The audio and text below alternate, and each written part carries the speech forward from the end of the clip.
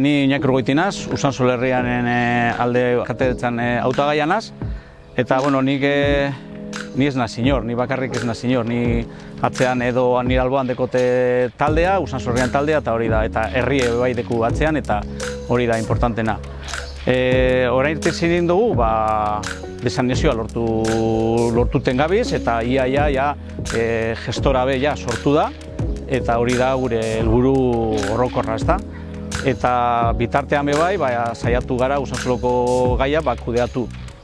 Deku adibidez,